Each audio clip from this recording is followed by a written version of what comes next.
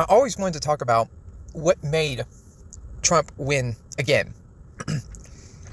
What made Trump win again was that people like this. And you could be saying, what am I talking about? Well, this guy goes in my comments every time when I make a video. He makes a very, not very long, but semi-long diatribe against Trump or some weird, vague nonsense. But you can tell he's like a clear anti-Trumper. And then he always puts these emojis at the end. Now, I'm a person that don't delete comments. I don't really do any of that unless it's like an actual threat or like doxing people that shouldn't be doxed. I don't delete comments. I don't ban people. You could be saying, why am I talking about this? Well, I was watching a video where basically people are talking about how Trump's mentally declining and how he's not getting any better. You know, like it comes to like, oh, he's getting worse. It comes to that. The problem is, at this point, it doesn't matter if you bring that up. What really got me more into talking about my dislikes of Trump was because of the Epstein files and because the economy is not getting better. It's getting worse, actually. But these people who poison the rest of people who are critical of Trump, to where you could say these people have Trump derangement syndrome, where any slight deviation of far left or neoliberal concept, it's heresy. And even with some of these people, they're basically just tankies, to where you see them just kind of accept what's going on with Russia and Ukraine. Whereas like, well, they're still communists in our eyes, so we're going to still accept Putin and all that.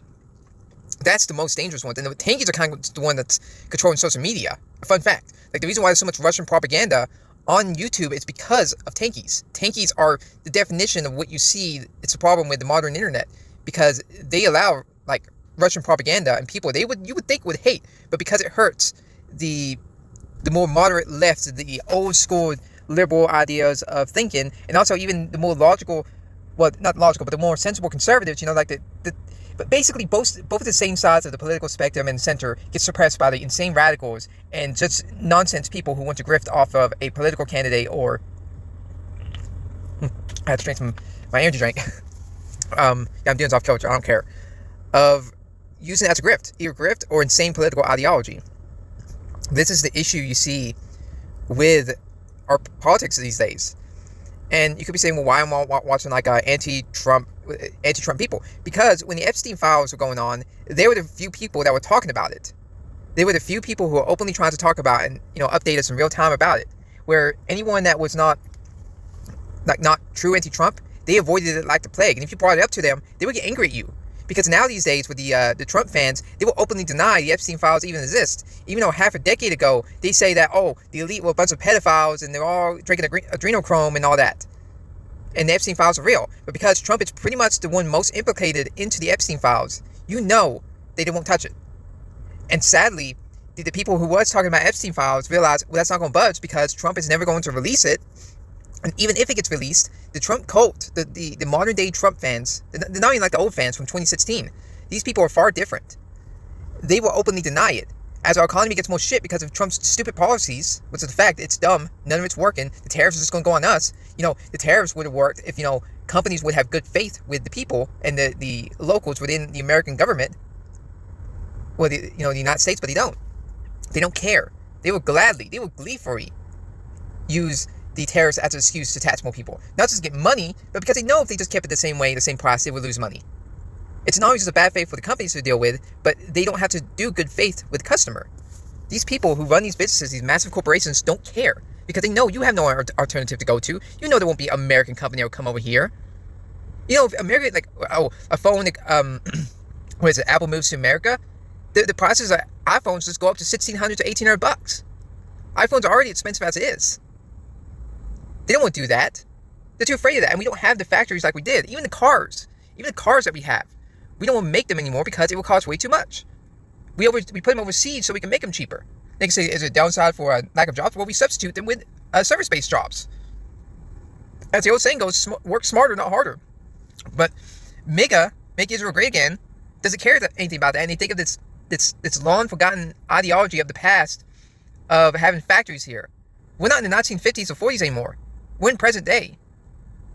Maybe if you make it where people will be able to make more, you will be able to have a better economy.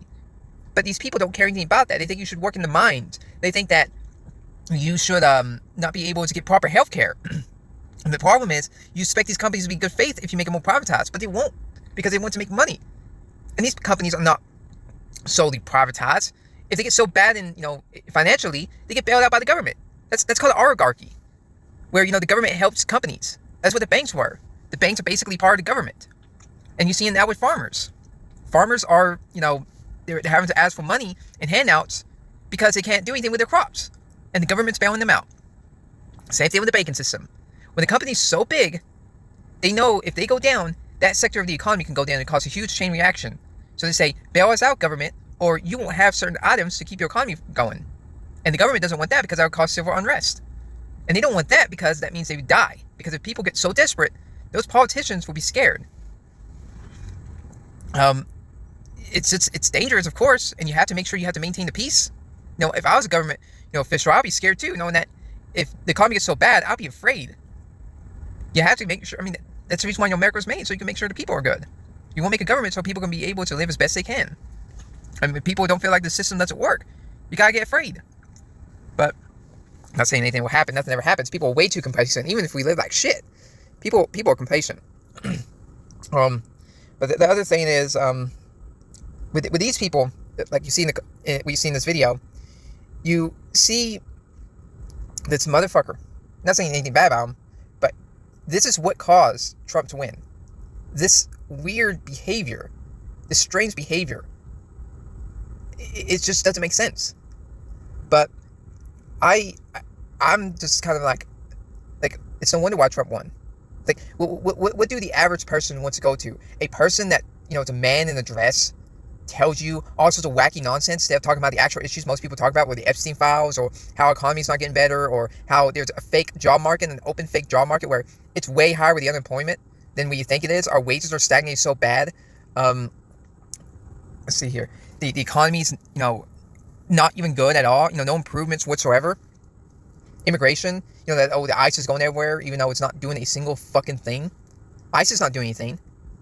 They really aren't. People like say, they're going everywhere. No, they're not. This is doing it for show. They're using it for fear. That's all it's used for. It's fear. So with all these people wondering, why did Trump win again?